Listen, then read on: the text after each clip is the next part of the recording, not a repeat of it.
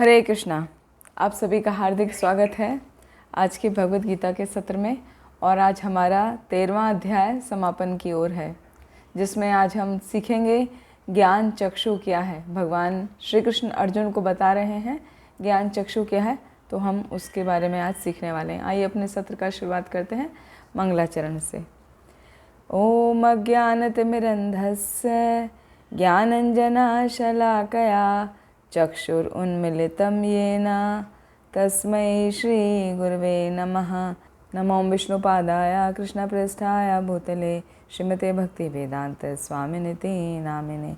नमस्ते सारस्वते देवे गौरवाणी प्रचारिणे निर्विशेष शून्यवादी पाश्चात्यदेशतारिणे। जय श्री कृष्ण चैतन्य प्रभु नित्यानंदा श्री अद्वैत गदाधर शिवासादि गौर भक्त वृंदा। हरे कृष्णा कृष्ण कृष्ण हरे हरे, हरे राम राम राम हरे हरे। हरे कृष्णा। एक बार फिर आप सभी का हार्दिक स्वागत है आज की भगवद गीता के सत्र में। और जैसा कि हमारा 13वां अध्याय चल रहा है, उसका लास्ट सेक्शन है जिसका नाम है ज्ञान चक्षु, द विजन ऑफ नॉलेज। तो पिछले सत्र तक हमने सीखा, भगवान श्री कृष्ण ने अर्जुन के 6 प्रश्नों के उत्तर दे दिए। क्षेत्र क्या है, क्षेत्रज्ञ क्या है, ज्ञान क्या है, ज्ञेय क्या है, प्रकृति क्या है और पुरुष क्या है। इसको रिवाइज करने के लिए वन वर्ड का आंसर दीजिएगा, कुछ डिटेल में नहीं बताना है। क्षेत्र क्या है, क्विक आंसर दीजिए। Very good. क्षेत्रज्ञ, हाँ, आत्मा और परमात्मा दो हैं क्षेत्रज्ञ, ठीक है। अगला प्रश्न, ज्ञान क्या है? 20 एलिमेंट्स, ठीक है, वो ज्ञान है। ज्ञेय क्या है? ज्ञेय मतलब ऑब्जेक्ट ऑफ नॉलेज, या जो ज्ञान का उद्देश्य है। परमात्मा, आत्मा और परमात्मा दोनों ही है ना, ज्ञेय भी। हाँ, परमात्मा मेन है, मुख्य परमात्मा मुख्य परमात्मा है, ठीक है। अभी प्रकृति क्या है? प्रकृति माता जी 8 जो तत्व है ना, स्थूल और सूक्ष्म, उसके द्वारा तो बनी हुई वो प्रकृति है। फिर पुरुष क्या है? लास्ट क्वेश्चन, पुरुष। जीव, जो शरीर में जो आत्मा रहती है वही पुरुष है। हाँ, ठीक है। तो पुरुष का है आत्मा, लेकिन परम आत्मा भी है। तो पुरुष 2 प्रकार के हैं, आत्मा और परमात्मा, लेकिन यहाँ पर परमात्मा को ही फोकस करके हमने समझा है, ठीक है। तो पुरुष का मतलब यहाँ परमात्मा, परम पुरुष से ही है। और प्रकृति का मतलब है ये मैटीरियल नेचर जो वास्तव में हमारा शरीर ही है। तो जो क्रिया क्षेत्र है हमारा शरीर, कर्म क्षेत्र कहें या क्रिया क्षेत्र कहें, वो ही क्या प्रकृति है। प्रकृति केवल बाहर अपरा और परा 2 प्रकार की प्रकृति है ना, तो केवल अपरा ही प्रकृति नहीं है। इस चैप्टर में जो हम समझ रहे हैं वो परा प्रकृति भी है, और वो परा प्रकृति हमारा क्षेत्र, हमारा शरीर, ठीक है। तो ये टर्म्स क्लियर है ना सबको? क्षेत्र, शरीर, क्षेत्रज्ञ, शरीर को जानने वाला यानी आत्मा, और आत्मा के ऊपर परमात्मा। फिर ज्ञान 20 तत्व, ज्ञेय जिसके द्वारा ज्ञान को जाना जा सके वो है परमात्मा। हाँ, ज्ञान का उद्देश्य है परमात्मा। प्रकृति, ये मैटीरियल नेचर जो वास्तव में हमारा शरीर ही है, और पुरुष वो परमात्मा जो परम पुरुष कहलाता है, ठीक है। अब इसके बाद हमें समझने में आसानी होगी आज का सत्र, क्योंकि ज्ञान चक्षु में बार ये टर्म्स आने वाले हैं, ठीक है। तो एक एक क्लियर होगा तो बहुत आसानी से आप लोग समझ लेंगे। देखते हैं श्लोक संख्या 27। यावत् संजायते किंचित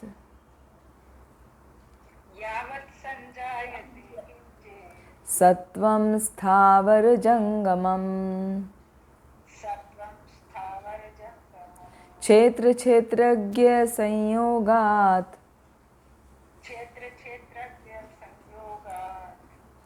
तत्विद्धि भरतर्षभ।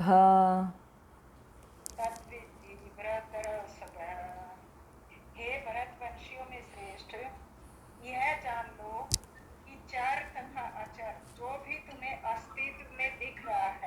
वह कर्म क्षेत्र तथा क्षेत्र के ज्ञाता का संयोग मात्र है। हरे कृष्णा माता। हरे कृष्णा। तो भगवान क्या बता रहे, यावत जो भी संजायते उत्पन्न होता है, जो भी कुछ उत्पन्न हो रहा है, किंचित कुछ भी, सत्वम उसका जो भी अस्तित्व है, स्थावर और जंगम। स्थावर कहते हैं अचर, जो चलते फिरते नहीं है, जैसे पेड़ पौधे, सारे वनस्पति वो स्थावर हो गए। और जंगम, जंगम में सभी मनुष्य और सभी जीव आ गए, उसमें पशु पक्षी जलीय जीव जंतु सब आ गए। तो ये जितने भी आप देख रहे हैं, अर्जुन को भगवान कह रहे हैं, हे भरतर्षभ, हे भरतवंशियों में श्रेष्ठ, ये जितने भी चर अचर जीव देख रहे हो, जिनका अस्तित्व है, वो किससे उत्पन्न हो रहे हैं? क्षेत्र क्षेत्रज्ञ संयोगात। वो क्षेत्र और क्षेत्रज्ञ के संयोग से ही हो रहे हैं। संयोग मतलब उनके एसोसिएशन से, उनके जुड़ने से उत्पन्न हो रहे हैं। इसको कैसे समझें? इसको एक साधारण एग्जाम्पल लेके समझ सकते हैं। जैसे एक बिल्डिंग की तैयारी करनी है, बिल्डिंग बनानी है, तो बिल्डिंग बनाने के लिए बहुत सारा बदरपुर, रेत, ईंट, सीमेंट, लोहा, लकड़ी, ये सब की ज़रूरत पड़ती है। ठीक है, तो ये सब क्या हो गई? ये हो गई अपरा प्रकृति। ये भौतिक प्रकृति में उपस्थित चीज़ें हैं। अपरा प्रकृति जो सब कैसी हैं? अचर हैं। वो जीवित नहीं है, लेकिन फिर भी वो कैसी हैं? भौतिक प्रकृति में पाई जाने वाली अपरा प्रकृति की वस्तुएं हैं। तो वो क्या अपने आप उठ के अपने आप से बिल्डिंग बन जाती है क्या? बिल्डिंग कौन बनाता है? लेबर, उनको गाइड करने वाले मेसन, है ना, उन फिर अंदर और गाइड करने वाले कारपेंटर, फिर पेंटर, तब जाके बहुत सारे लोग काम करते हैं, तब जाके एक बिल्डिंग तैयार होती है। तो वो जितने भी नेचर में पाई जाने वाली वस्तु हैं, सीमेंट, बदरपुर, रेती वगैरह वगैरह, हाँ, वो सबको कैसे इस्तेमाल किया? उन लोगों ने इस्तेमाल किया। तो वो लोग कौन है? वो हैं जीव, वो हैं पराशक्ति। तो पराशक्ति ने अपराशक्ति का प्रयोग करके नया कुछ बना दिया। तो इसी को भगवान यहाँ बता रहे हैं कि जितना भी चर और अचर देख रहे हो ना, वो सब आपस में संयोग से ही उत्पन्न हो रहा है। जो परा प्रकृति है, जो जीव हैं, वो अपरा प्रकृति का दोहन करते हैं, मतलब उनको यूटिलाइज करते हैं डिफरेंट तरीके से, और नया कुछ भी बन जाता है। तो जो भी कुछ तुम देख रहे हो, वो दोनों क्षेत्र और क्षेत्रज्ञ के संयोग मात्र से है। क्षेत्र मतलब हमारा शरीर, और क्षेत्रज्ञ शरीर के जानने वाले, यानी हमारी आत्मा। शरीर के अंदर हमारी आत्मा है, उसके द्वारा वो कार्य किया जा रहा है। तो जो भी गतिशील वस्तु हैं, वो सब और गतिशील नहीं है। मतलब परा प्रकृति जो गतिशील है, जीव जंतु, और अपरा प्रकृति जो भौतिक प्रकृति के चीज़ें हैं, वो सब संयोग मात्र से उत्पन्न होती हैं। तो श्रील प्रभुपाद यहाँ पर बता रहे हैं कि जब तक जीव यानी लिविंग बीइंग उसको स्पर्श नहीं करता, तब तक कुछ भी उत्पन्न नहीं हो सकता। कुछ भी चलायमान है तो जीव ही उसको कर रहा है ना, वरना सब वैसे का वैसे ही रहेगा। तो ये जो भौतिक प्रकृति है और आध्यात्मिक प्रकृति, इन दोनों का संबंध आपस में चलता रहता है। और ये संयोग कौन कराता है? ये भगवान कराते हैं, परमेश्वर कराते हैं। ये संयोग निरंतर चलता है और ये भगवान के द्वारा संपन्न कराया जाता है। इसीलिए परा और अपरा प्रकृति के नियामक कौन है? भगवान है। नियामक मतलब कंट्रोलर।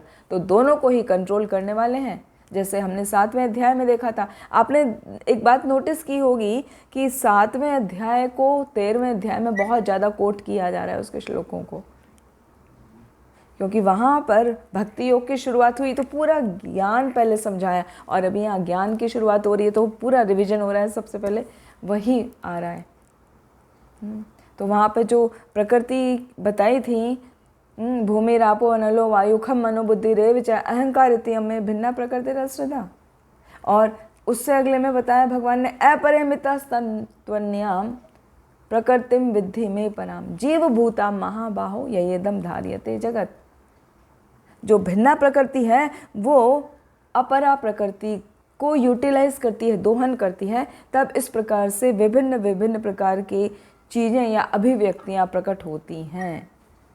तो ऐसे जो जीव हैं वो भी भगवान बता रहे हैं कि उस प्रकृति के बीच में रखे जाते हैं, बीच में रखे जाते हैं, मतलब वो ही उस प्रकृति की चीज़ों को, अपरा प्रकृति की चीज़ों को प्रकट करते हैं विभिन्न विभिन्न रूपों में।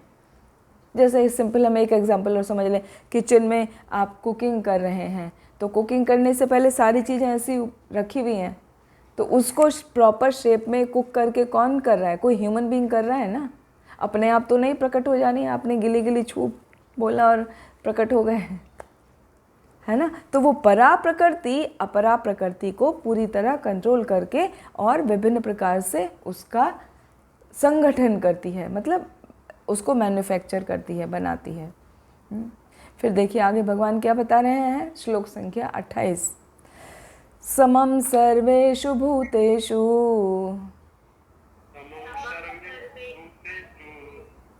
तिष्ठन्तं परमेश्वरम्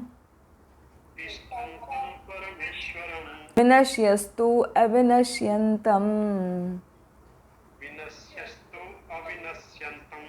यह पश्यति स पश्यति।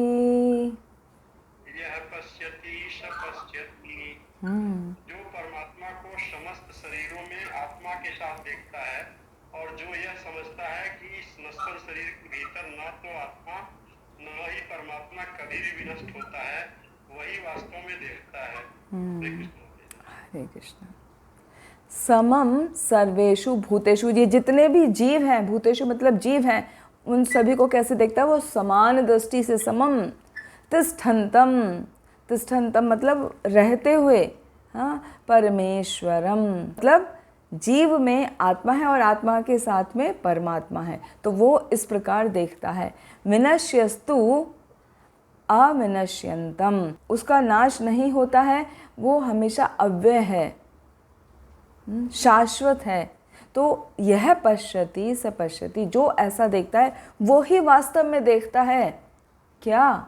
कि सब जगह भगवान की उपस्थिति देखता है, हर जीव में परमात्मा को ही देखता है वो, और सभी को समान रूप से समझता है। ये नहीं ये बड़ा है, ये छोटा है, ये पशु है, ये पक्षी है, ऐसे नहीं। सभी जीवों में बराबर उस भगवान को, उस आत्मा के साथ में परमात्मा का दर्शन करता है, वही वास्तव में विजनर है, हाँ, देखने वाला है, वही देखता है। तो श्रील प्रभुपाद आगे वर्णन करते हैं क्या कि तीन चीज़ों को जो एक साथ देख रहा है, शरीर को, शरीर के स्वामी यानी आत्मा, और उसके ऊपर उसका भी कंट्रोलर परमात्मा, तो तीनों चीज़ों को जो एक साथ देखता है वही वास्तव में सच्चा ज्ञानी है। ये नहीं हम खाली शरीर को देख रहे हैं या थोड़ा ज्ञान लेके सीख लिया तो हमने आत्मा को समझ लिया, परमात्मा को नहीं। तीनों को जो एक साथ एक ही जगह देखता है वही वास्तव में सच्चा ज्ञानी है। और जब तक किसी व्यक्ति को गुरु की कृपा नहीं मिलती या भगवान की कृपा उसके ऊपर नहीं होती, तब तक उसको साधु संग नहीं मिल पाता, और साधु संग के बिना वो इन तीनों को एक साथ में नहीं जान सकता।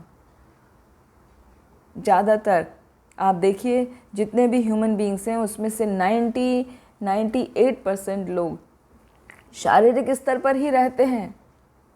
ऐसे बहुत कम है जो मानसिक स्तर पर हों या बौद्धिक स्तर पर हों, और वो तो बहुत ही रेयर हैं जो आध्यात्मिक स्तर पर होते हैं।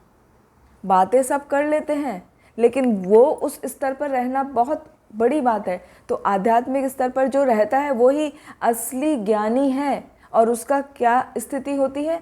वो प्रत्येक जीव के अंदर आत्मा और उसके ऊपर परमात्मा का दर्शन कर लेता है। इसी को कहा जाता है ब्राह्मणे गवि हस्तनि शुनि चेवा शपाके चा पंडितः समदर्शिना। इसी को पंडित कहा जाता है।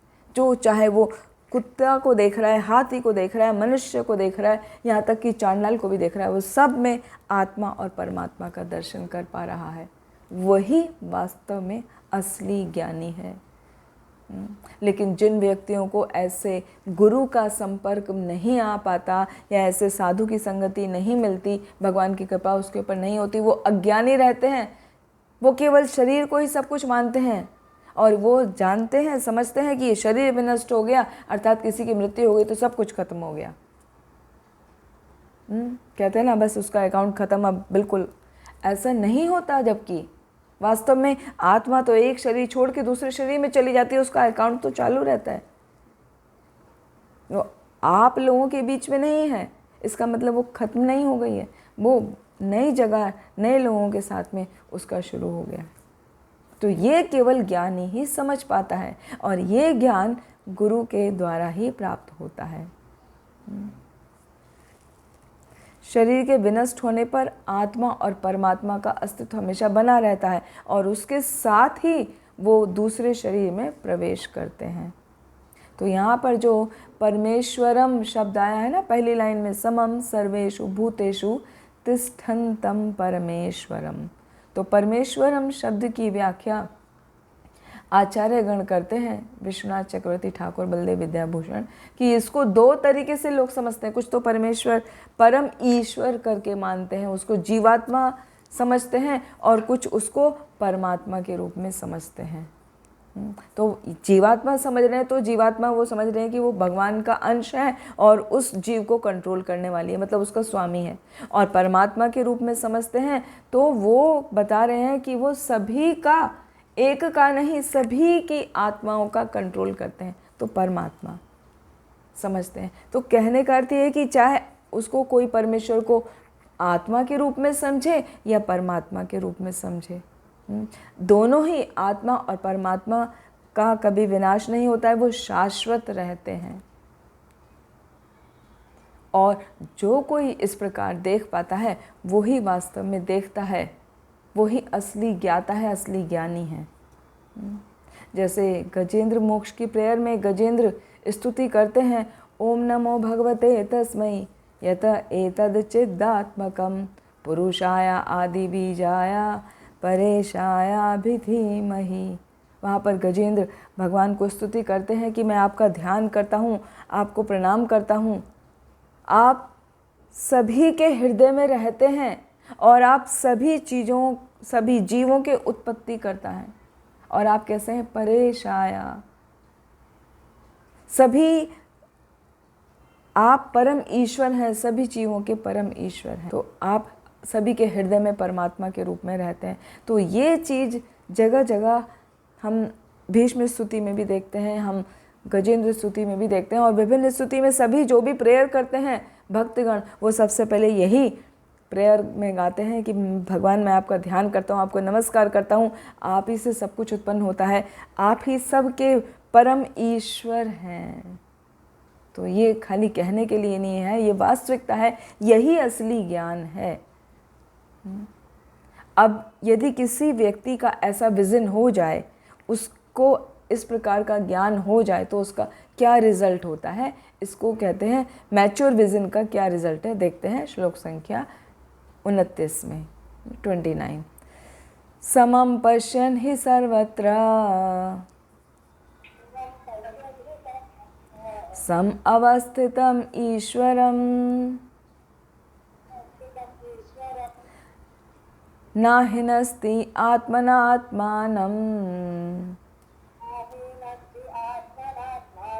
ततो याति परां गतिम्।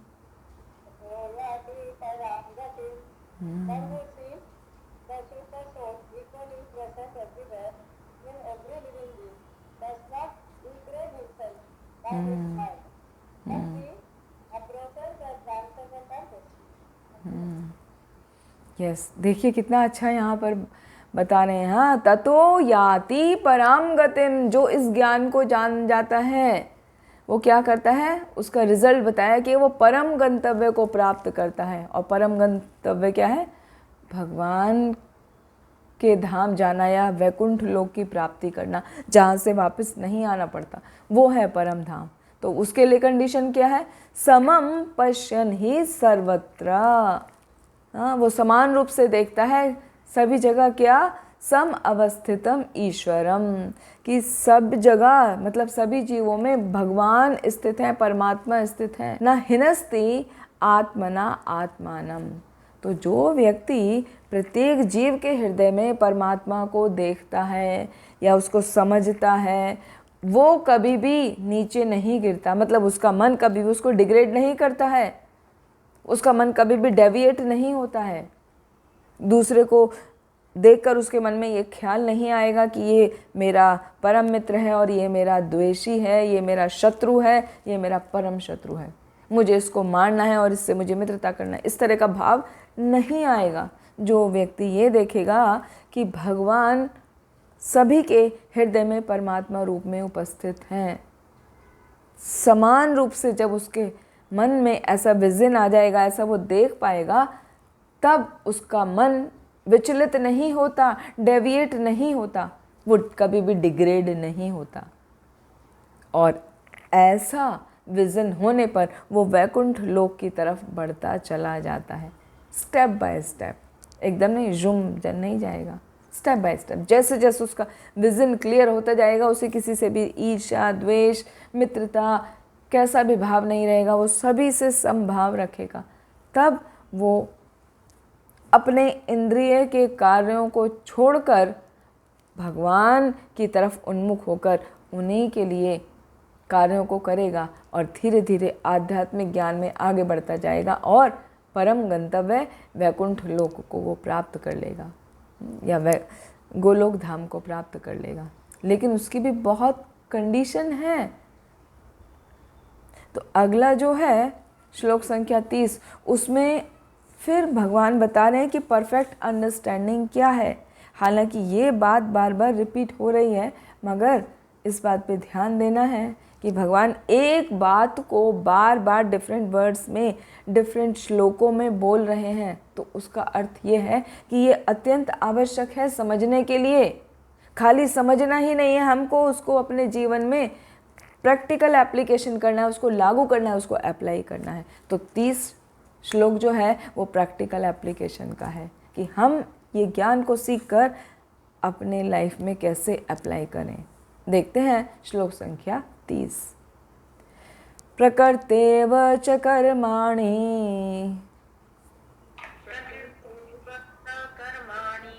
क्रियमाणानि सर्वशः यह पश्यति तथात्मानम् अकर्तारं स पश्यति। जो यह देखता है कि सारे कार्य शरीर द्वारा संपन्न किए जाते हैं, जिसकी उत्पत्ति प्रकृति से हुई है, और जो देखता है कि आत्मा कुछ भी नहीं करता, वही यथार्थ में देखता है। हरे कृष्णा। देखिए यहाँ कितना क्लियरली भगवान समझा रहे हैं कि सारे कार्य शरीर के द्वारा हो रहे हैं, ना कि आत्मा के द्वारा। तो ये हमें बहुत अच्छे से समझना है कि प्रकृतेव च कर्माणि, ये जितने भी प्रकृति के द्वारा कार्य किए जा रहे हैं। प्रकृति में क्या आ रहा है, शुरू में बताया था ना, प्रकृति मतलब हमारा शरीर। हाँ, तो शरीर के द्वारा और मटेरियल नेचर के दोहन के द्वारा हम जो भी कार्य कर रहे हैं वो कैसे हो रहे हैं? क्रियमाणानि सर्वशः, वो प्रकृति के ही द्वारा हो रहे हैं, शरीर के द्वारा हो रहे हैं केवल। आत्मा का उसमें कुछ भी लेना देना नहीं है। ये सारे कार्य हम अपने शरीर से करते हैं। यह पश्यति तथात्मानम, जो ये देखता है, अकर्तारम स पश्यति, कि मेरी आत्मा अकर्ता है, आत्मा का कुछ काम नहीं है। जो ऐसा जान रहा है वही वास्तव में देखता है, वो ही असली दर्शक है, जो ऐसा देख पा रहा है कि ये शरीर से ही कार्य हो रहा है, इस प्रकृति से ही कार्य हो रहा है, आत्मा का उसमें कुछ भी लेना देना नहीं है। वास्तव में देखा जाए तो ये सब जो भी हम कार्य करते हैं, सुख का अनुभव करते हैं, दुख का अनुभव करते हैं, हाँ, वो सब कैसे हो रहे हैं? हमारे शरीर से हो रहे हैं। श्लोक संख्या 6 और 7 में देखा था ना हमने, जहाँ पर हमने 24 तत्व सीखे थे शरीर के और उनकी क्रियाएं सीखी थी। इच्छा, द्वेष, सुखम, दुखम, संघात, चेतना, धृति ही। ये जो विकार हैं या जो शरीर की विभिन्न क्रियाएं हैं, ये सब हम शरीर के ही द्वारा समझ रहे हैं, इसका आत्मा से कुछ लेना नहीं है। तो जैसी हमारी शारीरिक रचना होगी उसके अनुसार ही हम कार्य करने के लिए बाधित हो जाते हैं। जिस भी हम शरीर में हैं, पुरुष में हैं या स्त्री के में हैं या पशु में हैं या पक्षी में हैं, जिस भी शरीर में हैं आप वैसा ही कार्य करने के लिए बाधित हो जाते हैं और उस कार्य के अनुसार ही आपको सुख दुख का अनुभव होता है। तो ये सब शरीर के रचना के कारण होता है। आत्मा का उसमें कुछ लेन देन नहीं है। आत्मा चाहे वो मनुष्य के शरीर में है या पशु पक्षी के शरीर में है, वो आत्मा उस शरीर में किस लिए प्रवेश की? हमारी इच्छा के अनुसार, जैसा हमने पिछले सत्र में सीखा था क्लियरली, है ना। तो जैसी कोई इच्छा करता है उस तरीके से उसको शरीर की प्राप्ति हो जाती है और जब उसको शरीर की प्राप्ति हो जाती है उस शरीर के अनुसार फिर वो बाध्य हो जाता है वैसा सुख और वैसा दुख भुगतने के लिए। तो जब जीव में ये दृष्टि आ जाए, उसको समझ आ जाए कि जो भी मैं कार्य कर रहा हूँ ये मेरे शरीर से हो रहा है, आत्मा से कुछ नहीं हो रहा है। जो मुझे सुख का अनुभव हो रहा है शरीर को हो रहा है, आत्मा से नहीं। दुख हो रहा है तो शरीर को हो रहा है, आत्मा को नहीं। कोई कष्ट आ रहा है तो शरीर को आ रहा है, आत्मा को नहीं। तो ऐसी दृष्टि जब आ जाती है वही वास्तविक दृष्टा होता है, वही वास्तविक ज्ञान को जानने वाला है। और उसका रिजल्ट क्या बताया था पिछले श्लोक में? कहाँ जाएगा वो? हाँ, तो वहाँ जाने के लिए और ज़्यादा प्योरिफिकेशन चाहिए, कंप्लीट सरेंडर चाहिए।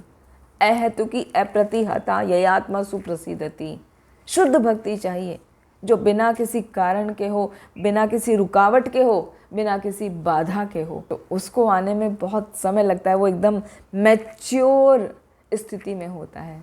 जैसे आम का पका फल होता है ना, कितना मीठा होता है। तो भक्ति जब हमारी पक जाती है तभी हम गोलोक धाम जाने के योग्य बनते हैं। तो ये ज्ञान होना अत्यंत आवश्यक है और इस ज्ञान को पाकर हमें अपने जीवन में अप्लाई करना है। जहाँ तक हो सके सभी जीवों के हृदय में परमात्मा को देखना है, सभी के प्रति संभाव रखना है।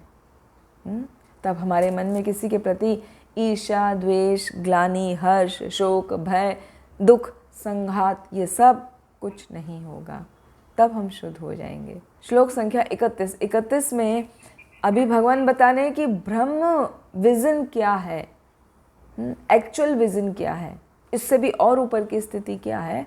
हालांकि सब एक दूसरे से मिलती जुलती है, स्टेप बाय स्टेप है। देखते हैं श्लोक संख्या 31। यदा भूत पृथक भावम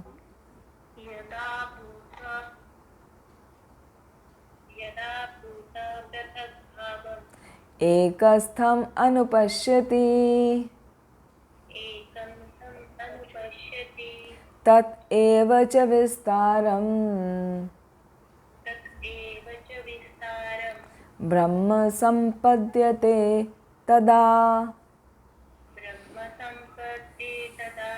जब विवेकवान व्यक्ति विभिन्न भौतिक शरीरों के कारण विभिन्न स्वरूपों को देखना बंद कर देता है और यह देखता है कि इस प्रकार से जीव सर्वत्र फैले हुए हैं, तो वह ब्रह्म बोध को प्राप्त होता है। हरे कृष्णा, वेरी गुड। यदा भूत पृथक भावम, जब जीव देखना शुरू कर देता है पृथक पृथक विभिन्न रूपों को, कैसे? एक स्तम अनुपश्यति, सबको एक साथ एक जगह देख रहा है। मतलब ये मान रहा है कि सभी जीव भगवान का, परमात्मा का अंश हैं, उस परमात्मा का सब छोटा छोटा छोटा छोटा अंश है। तो वैसे सबको एक मानता है। तद एव च विस्तारम ब्रह्म संपद्ये तदा। तो जब वो ऐसा देखता है कि जीव किस प्रकार सर्वत्र फैले हुए हैं, तब उसको ब्रह्म बोध का ज्ञान हो जाता है, ब्रह्म बोध हो जाता है, यानी ब्रह्मभूत वाली स्थिति आ जाती है, या कहें तो उसको एक्चुअल विजन आ जाता है। तो ब्रह्मभूत का स्थिति क्या होती है? ये हम 18वें अध्याय में पढ़ेंगे, ब्रह्मभूत प्रसन्नात्मा न शोचति न कांक्षति समः सर्वेषु भूतेषु मद भक्ति लभते पराम। ब्रह्मभूत वो स्थिति होती है जिसमें व्यक्ति ना तो शोक करता है ना तो चिंता करता है, न शोचति न कांक्षति, न कुछ इच्छा करता है। समः सर्वेषु भूतेषु, सभी जीवों को समान भाव से देखता है। तो मद भक्ति लभते पराम, वो मुझको प्राप्त कर लेता है आसानी से। तो यही बात यहाँ पर कही जा रही है, यदा भूत पृथक भावम एकस्थम अनुपश्यति। सब जीवों को एक साथ भगवान का ही स्वरूप, भगवान जो आत्मा है उनके अंदर उनका अंश मान के ही देखता है, उनको अलग अलग अलग नहीं समझता। ये नहीं समझता ये पशु है, ये अलग जीव है, ये मित्र है, ये द्वेषी है, ऐसे नहीं समझता। तो इस प्रकार का व्यक्ति ब्रह्मबोध को प्राप्त हो जाता है। ये हमें पता है ना कि सभी जीव अपनी अपनी इच्छाओं से उत्पन्न होते हैं।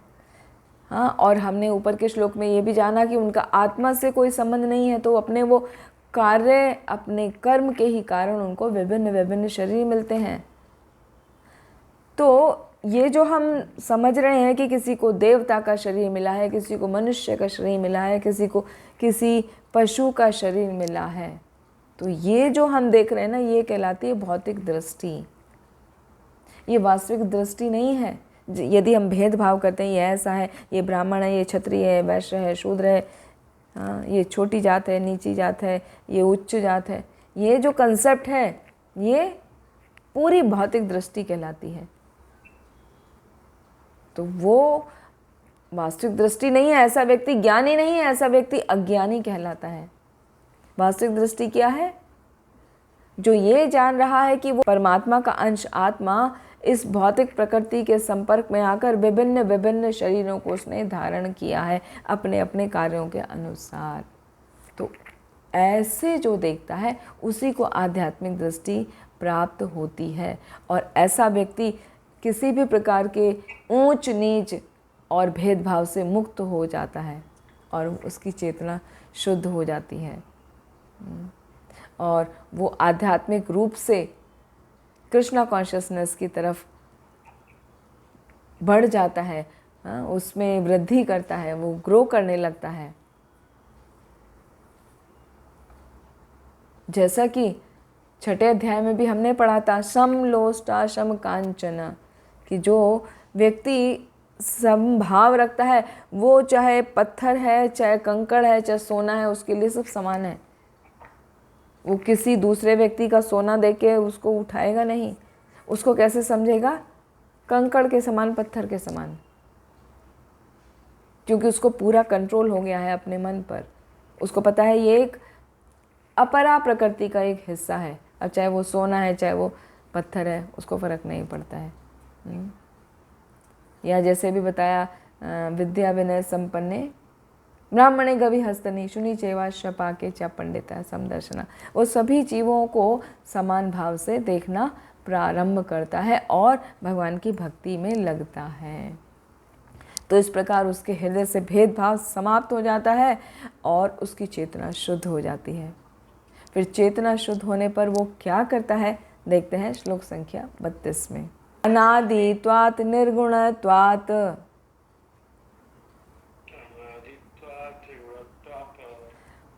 परम आत्मा अयम अव्ययः शरीरस्थो अपि कौन्तेय न करोति न लिप्यते।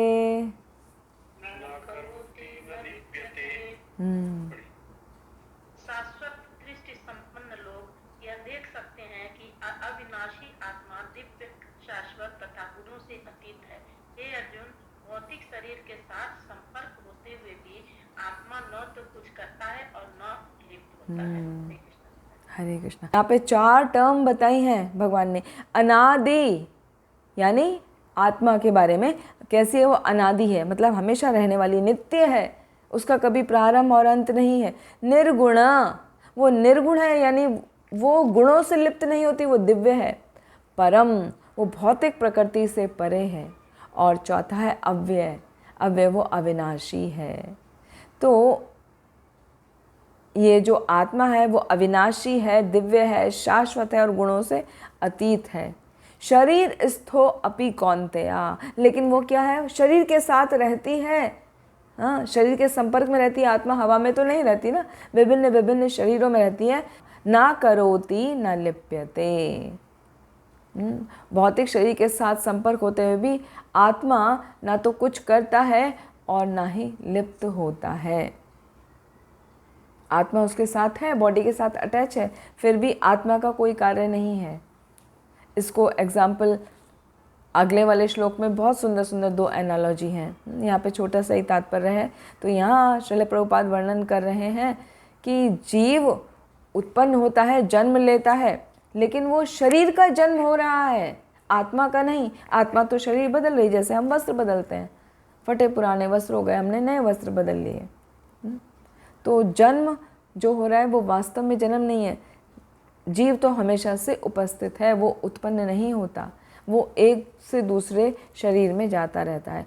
तो आत्मा जो है वो दिव्य बनी रहती है, वो शाश्वत रहती है, उसको विनष्ट नहीं किया जा सकता। आत्मा का स्वभाव क्या है, आनंदमय है, वो परम आनंद का ही हिस्सा है ना, उसी का अंश है, इसीलिए वो आनंदमय है। परमानंद कैसा है, आनंदमयो अभ्यासात, और हमारी आत्मा इसीलिए आनंदमय है, क्योंकि उस परम आनंद की ही छोटा सा स्फुलिंग है। तो इसी कारण परम आनंद का छोटा सा स्फुलिंग होने के कारण वो भौतिक कार्यों में प्रवृत्त नहीं होती, उनमें नहीं लगती। जबकि ऐसा देखने से लगता है कि हम कार्य कर रहे हैं तो हमारी आत्मा के द्वारा भी कार्य हो रहा है। नहीं, ये कार्य है जितने भी हम कर रहे हैं वो हमारे शरीर से होते हैं, आत्मा का उससे कुछ मतलब नहीं है। आत्मा ना तो कार्य करती है, ना ही उसमें लिप्त होती है। अब उसके लिए 2 सुंदर सुंदर एनालॉजी से समझाया है श्लोक संख्या 33 में और 34 में। तो देखते हैं 33, श्लोक संख्या 33। यथा सर्वगतम सौक्ष्मयाद आकाशम नोपलिप्यते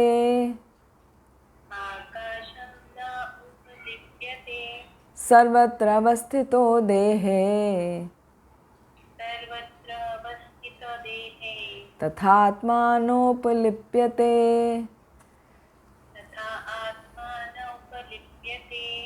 यद्यपि आकाश सर्वव्यापी है, किंतु अपनी सूक्ष्म प्रकृति के कारण किसी वस्तु से लिप्त नहीं होता। इसी तरह ब्रह्म दृष्टि में जिस आत्मा शरीर में स्थित रहते हुए भी शरीर से लिप्त नहीं होता। हरे कृष्णा। देखिए कितना सुंदर एनालॉजी दी है, भगवान ने दी है ये। हाँ, कि जैसे आकाश है, सब तरफ व्याप्त है, आकाश यानी स्पेस, लेकिन वो बहुत ही सटल है, सूक्ष्म है, सब जगह है वो, इसीलिए वो किसी से भी लिप्त नहीं होता। उसी तरह हमारी जो आत्मा है वो शरीर के अंदर होते हुए भी सूक्ष्म है हमारी आत्मा, तो शरीर से लिप्त नहीं होती, उसके पकड़ में नहीं आती। जैसे कहा जाता ना, एयर इज़ फाउंड एवरीवेयर या एयर इज़ प्रेजेंट एवरीवेयर। कोई भी ऐसा स्थान नहीं है जहाँ पे वायु ना हो, केवल वो स्थान हो सकता है जहाँ वायु ना हो, जहाँ पर वैक्यूम क्रिएट किया गया हो। आपने उसको कवर किया और उसमें वैक्यूम क्रिएट किया, उसकी हवा निकाल दी गई, केवल ऐसा स्थान हो सकता है जहाँ पर वायु नहीं, अदरवाइज कोई भी ऐसा स्थान नहीं है जहाँ पर वायु ना हो। तो वायु सब जगह रहती है और सब जगह रहने के कारण हर चीज़ अपनी शेप में भी रहती है। ठीक है ना, वैक्यूम करेंगे तो वैक्यूम करते कैसे पिचक जाती है ना चीज़ें। बैलून देखो आप, बैलून में जब हवा भरी है तो कैसे वो फूल जाता है, हवा निकाल दो तो कैसा हो गया, वो सिकुड़ जाता है। तो वो वायु का प्रभाव है। तो वायु के प्रभाव के कारण सब चीज़ अपनी जगह अलग अलग पृथक बनी रहती है। तो आँखों से ये देख पाना संभव नहीं है कि जीव किस प्रकार इस शरीर के संपर्क में आया और किस प्रकार शरीर के विनष्ट हो जाने से वो उससे निकल गया, यानी जीव यानी आत्मा। जैसे बैलून में हवा भरी है तो आप हवा देख तो नहीं पा रहे हैं, खाली उसका स्ट्रक्चर दिख रहा है आपको फूला हुआ, और जब हवा निकल गई तो आपको हवा निकलती हुई भी नहीं दिखी, आपको स्ट्रक्चर दिखा उसका श्रिंक वाला, आपको सिकुड़ा हुआ बैलून दिखा। तो इसी तरह आत्मा जब शरीर के अंदर होती है तो हमें वो शरीर चलायमान दिखता है, उसमें चेतना दिखती है, हम विभिन्न प्रकार के कार्य करते हैं। लेकिन जब आत्मा निकल जाती है, वो इतनी सूक्ष्म है वायु की तरह, उसको कोई देख नहीं सकता। जब आत्मा शरीर से निकल जाती है तो शरीर मृत हो जाता है, वो कोई भी कार्य नहीं कर पाता। तो इसको कोई भी नहीं जान पाया आज तक, यहाँ तक कि बड़े से बड़े वैज्ञानिक भी नहीं जान पाए, समझ पाए कि कैसे आत्मा शरीर को छोड़ के चली जाती है। वो वायु की तरह है। फिर दूसरा एग्जाम्पल देके भगवान बता रहे हैं कि किस तरह आत्मा पूरे शरीर में व्याप्त रहती है। यथा प्रकाशयत्येकः कृत्स्नं लोकमिमं रविः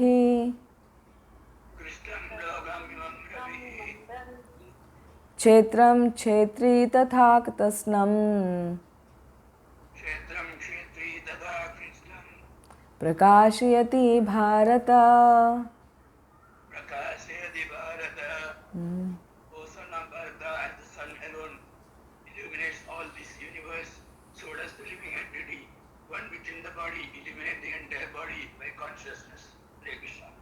हरे कृष्ण प्रभु जी। तो क्या बता रहे हैं? भारता, हे भारत।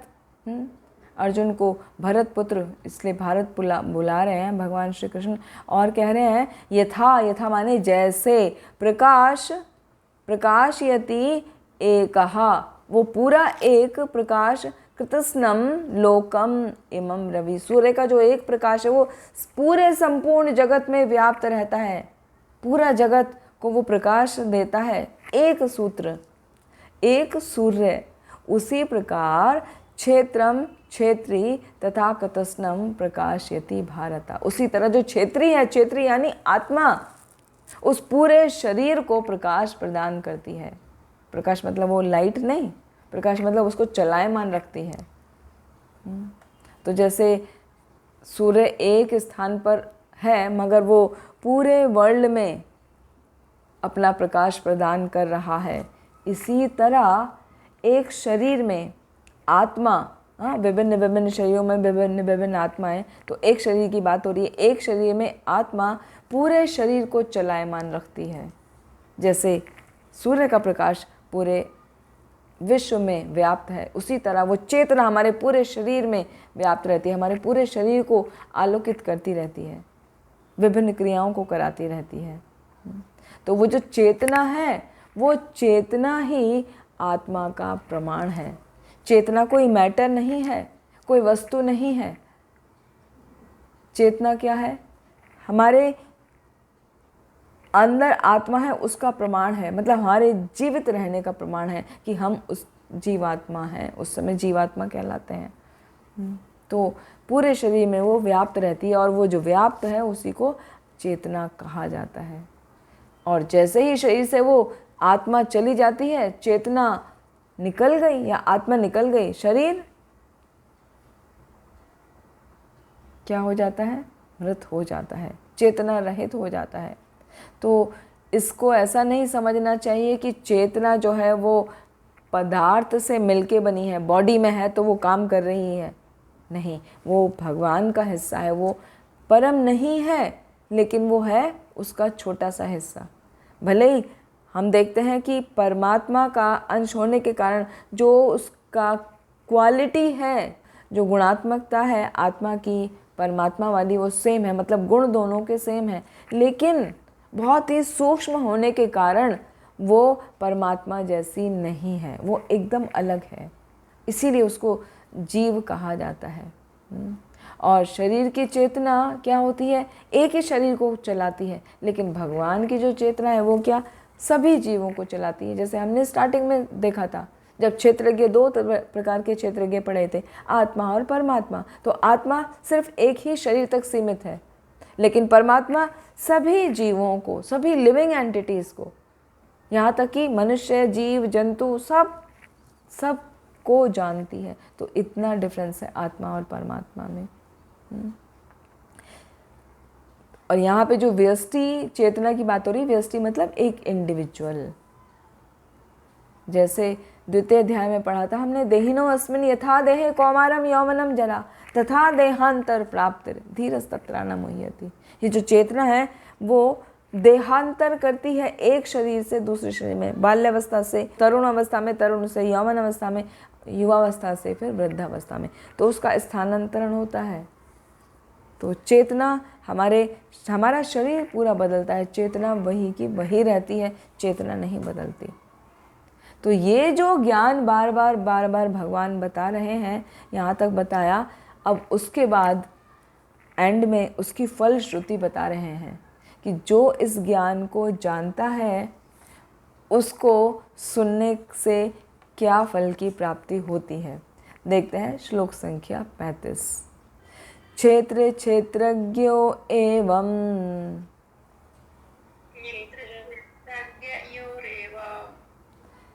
अंतरम ज्ञान चक्षुषा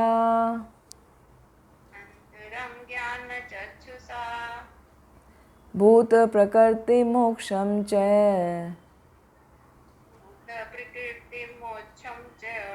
विदुर्यान्ति ते परम।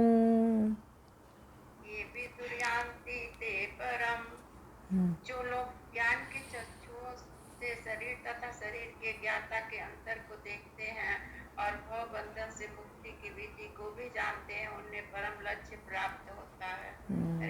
हरे कृष्णा। थैंक यू माता जी। देखिए कितना सुंदर बता रहे हैं भगवान। क्षेत्र क्षेत्रज्ञो एवं अंतरम, जो क्षेत्र और क्षेत्रज्ञ का जो अंतर है ना, शरीर का और शरीर के स्वामी आत्मा और परमात्मा को, जो उसको समझता है वो ही क्या ज्ञान चक्षु से समझता है, वो ही वास्तव में देखता है, वो ही वास्तव में ज्ञानी है। और जो ऐसा है उसका क्या होता है, भूत प्रकृति मोक्षम च। भूत मतलब वो जीव उस प्रकृति से मोक्ष को प्राप्त कर लेता है। ये विदुर्यान्ति ते परम, और वो परम ब्रह्म को प्राप्त हो जाता है। परम ब्रह्म यानी परम लक्ष्य यानी भगवत धाम जाना। तो परम लक्ष्य को वो प्राप्त कर लेता है। परम लक्ष्य वैकुंठ भी हो सकता है, परम लक्ष्य भगवत धाम भी डायरेक्ट हो सकता है। ठीक है, तो ये इसका फल श्रुति है या श्रुति फल है कि जो इस ज्ञान को जानता है वो परम लक्ष्य को प्राप्त हो सकता है। तो अभी ज्ञान क्या है? ज्ञान हमने इस अध्याय में श्लोक 8 से लेके 12 तक सीखे थे। 20 वस्तुएं सीखी थी ना, 20 एलिमेंट्स ऑफ नॉलेज। वो थे अमानित्वम, अदम्भित्वम, अहिंसा, क्षांतिरार्जवम। तो वो मतलब विनम्रता होना, दम्भहीन होना, अहिंसा का पालन करना, सहनशील होना, सरलता का पालन करना, आचार्य के पास जाना, उनसे आध्यात्मिक ज्ञान को सीखना, पवित्रता का पालन करना, भक्ति के कार्यों में दृढ़ रहना, आत्म संयम रखना, इंद्रियों को कंट्रोल करके रखना, और मिथ्याभिमान से रहित होना, जन्म व्याधि आदि से अटैच नहीं होना, उनमें दोष को देखना, फिर पुत्र दार इत्यादि से आसक्ति ना होना, सभी में संभाव रखना और अनन्य भक्ति का पालन करना, विविक्त देश एकांत स्थान में रहना और अध्यात्म ज्ञान से संबंधित विषयों में खोज करना, रिसर्च करना, ये सब ज्ञान की वस्तुएं बताई थी। तो जो इन 20 बातों को अच्छे से जानकर उनका पालन करता है वही परम ज्ञान को और परम गति को प्राप्त कर सकता है। तो पहले तो वो 20 क्वालिटी को डेवलप करना है अपने अंदर। तो ये जो 20 क्वालिटीज़ वाले श्लोका हैं, इनको आप सभी कोशिश करिए, इनको याद करिए और याद करके वो हमेशा स्मरण करिए। कभी कभी तो स्मरण करिए, क्या मुझ में ये क्वालिटी है? नहीं है तो मुझे विकसित करनी है। ऐसे ही 12वें अध्याय में भी हमने देखा था अद्वेष्टा सर्वभूतानां वहाँ से लेके 19 श्लोका तक। तो वो उसमें भी उन गुणों का वर्णन किया गया जो भगवान को अत्यंत प्रिय हैं। तो वो क्वालिटीज़ चैप्टर 12 की 13 श्लोक से लेके और ये चैप्टर 13 की 8 to 12 श्लोक की ये क्वालिटी हमको अपने अंदर विकसित करनी चाहिए। तो उससे होगा क्या? उससे हम परम गति को आसानी से प्राप्त कर लेंगे। तो परम गति को प्राप्त करने के लिए, इन सब बातों को जानने के लिए सबसे पहली शुरुआत होती है हमें श्रवण करना चाहिए। और श्रवण कैसे करना चाहिए? अकेले अपने आप से नहीं, साधु संग में आकर, मतलब किसी गुरु के माध्यम से श्रवण करना चाहिए। और गुरु कौन होने चाहिए? वो जिन्होंने गुरु परंपरा में आकर उस ज्ञान को समझा है, वो ही उस ज्ञान को ठीक से समझा सकता है। अपने मेंटल स्पेकुलेशन से प्रबुद्ध बनने का कोशिश करते हैं तो निर्विशेषवादी हो जाते हैं। तो इसीलिए गुरु को स्वीकार किया जाए, आत्मा परमात्मा के अंतर को अच्छे से समझा जाए और गुरु की सेवा की जाए, वो बहुत आवश्यक है। तब गुरु हमें उस आध्यात्मिक ज्ञान को प्रदान करते हैं जो हमारी देहात्म बुद्धि से हमें मुक्ति दिला देते हैं। हमें ये चीज़ क्लियरली समझ में आ जाती है कि हम आत्मा हैं, हम शरीर नहीं हैं और हमारी आत्मा नहीं मरने वाली है।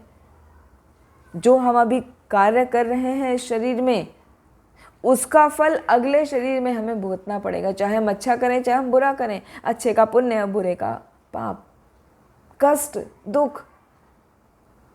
तो ये बात समझ के हम अपने प्रेजेंट लाइफ में भी समझ सकते हैं कि हमें यदि कोई दुख, कष्ट, तकलीफ हो रही है तो हमारे ही किसी पूर्व कर्म का फल हमें प्राप्त हो रहा है। या हम सुखी हैं तो हमें ये समझना चाहिए कि हमने पहले कुछ अच्छा किया था, उसका फल हमें अभी प्राप्त हो रहा है। तो जब ऐसी समझ को हम हमेशा रखेंगे अपने साथ में, तो हम कभी भी गलती नहीं करेंगे। जो हो गया पिछले जन्म में या इस जन्म में, पूर्व काल में हो गया, अज्ञानी अवस्था में हमसे हो गई, कोई बात नहीं, उनका भुगतान कर लेंगे, ख़त्म हो जाएगा वहीं पर। लेकिन हमें आगे नया अकाउंट नहीं बनाना है कर्मों का। तो उसके लिए भक्ति के जो प्रोसेस हैं, 9 विधियां हैं: श्रवणम, कीर्तनम, विष्णु स्मरणम, पाद सेवनम, अर्चनम, वंदनम, दास्यम, सख्यम, आत्मनिवेदनम। ये भक्ति के 9 विधियां हैं। इनके द्वारा हमको निरंतर भक्ति में लगे रहना है। और भक्ति के जो स्टेप हैं वो भी 9 स्टेप हैं। आदो श्रद्धा ततः साधु संग। सबसे पहले हमें अपने हृदय में श्रद्धा लानी है भक्ति के लिए, गुरु के लिए, भक्ति के मार्ग पर चलने के लिए, भक्ति के साधनों के लिए श्रद्धा लानी है। फिर साधु संग करना है, मतलब डिवोटीज़ के साथ में रहते हुए भजन क्रिया करनी है। भजन क्रिया मतलब अपनी साधना करनी है। फिर जब भजन क्रिया करते करते करते हम सशक्त हो जाते हैं, तब हमारे अनर्थ की निवृत्ति होती है। क्योंकि अनर्थ ऐसे हैं, वो बार बार आते रहते हैं। जब तक हम सशक्त नहीं होते तब तक हमारे अनर्थ नहीं निकलते। भले ही शुरू में हमें लगता है हमारे अनर्थ निकल रहे हैं, वो इतना आसानी से नहीं जाते हैं, जन्मों जन्मों के हैं ना। फिर उसके बाद निष्ठा आती है, निष्ठा के बाद रुचि आती है, फिर हमें आसक्ति उत्पन्न होती है भगवान से, भगवान के भक्तों से। फिर भाव आता है और तब प्रेम आता है। और जब प्रेम आ जाता है तब हम भगवान की सेवा किए बिना रह ही नहीं सकते। और वो होती है ऐसी स्थिति जो हमको वैकुंठ लोक जाने के लिए योग्य बना देती है, अधिकारी बना देती है। तो कंक्लूजन में, संक्षेप में इस चैप्टर के ये है कि ये आत्मा के बारे में हमें जानना है और शरीर के बारे में जानना है। शरीर ये 24 तत्वों से मिलके बना है और ज्ञान के जो 20 एलिमेंट हैं उसको जानकर हमें अपने शरीर के विभिन्न विकारों को कंट्रोल करना है। सुख, दुख, संघात, चेतना, धृति, इन सब पे कंट्रोल करना है। और ये मानना है कि इस सब की ये जो रचना हुई है वो आत्मा और परमात्मा के ही संयोग से हुई है। संपूर्ण भौतिक जगत की रचना भी आत्मा और तत्वों के संयोग से हुई है, इस बात को मानना है। और सभी जगह सभी जीवों में परमात्मा को देखना है, तभी हम भगवत धाम वैकुंठ जा सकते हैं। और लास्ट में श्रील प्रभुपाद बताते हैं कि ये बातें केवल लिखने की नहीं है कि यहाँ पुस्तक में हमने लिख दी हैं, ये बातें समझने की है, चिंतन करने की है, साक्षात्कार करने की है, रियलाइजेशन करने की है कि हाँ, हम आत्मा हैं। आत्मा का कभी विनाश नहीं होता है, उसको कभी तकलीफ नहीं होती है। तो ये चैप्टर थोड़ा सा डिफ़िकल्ट है, इसीलिए इसको गुरु के माध्यम से सीखना चाहिए, ऐसा श्रील प्रभुपाद ने बताया है। आगे के चैप्टर हम देखेंगे बहुत इजी हैं, बहुत आसानी से समझ में आ जाएंगे। ये वाला चैप्टर थोड़ा डिफ़िकल्ट है। हाँ, ऐसे चैप्टर 7 और चैप्टर 13 ये दोनों थोड़े से डिफ़िकल्ट हैं। जब तक हम उसको ध्यान से नहीं समझते हैं तो वो समझ में नहीं आते हैं। तो पूरे चैप्टर का सार ये है कि हमें अपने को, आत्मा को भगवान का अंश समझते हुए सभी जीवों के अंदर भी भगवान है, वो परमात्मा उपस्थित है, उनको देखना प्रारंभ करना चाहिए। किसी को अलग नहीं समझना चाहिए, भेदभाव नहीं करना चाहिए कि हम ब्राह्मण हैं वो तो शूद्र हैं, या हम बहुत ऊंची जाति के हैं वो तो बहुत ही निम्न कोटि के हैं, या हम बहुत अमीर हैं वो तो गरीब हैं। विभिन्न विभिन्न प्रकार की विचारधाराएं, इनसे ऊपर उठना चाहिए। ये भक्ति में आगे बढ़ने के लिए अत्यंत ही आवश्यक है। ठीक है, आज के सत्र को यहीं विराम देते हैं। श्रीमद् भगवद गीता की जय, श्रील प्रभुपाद की जय। हरे कृष्ण।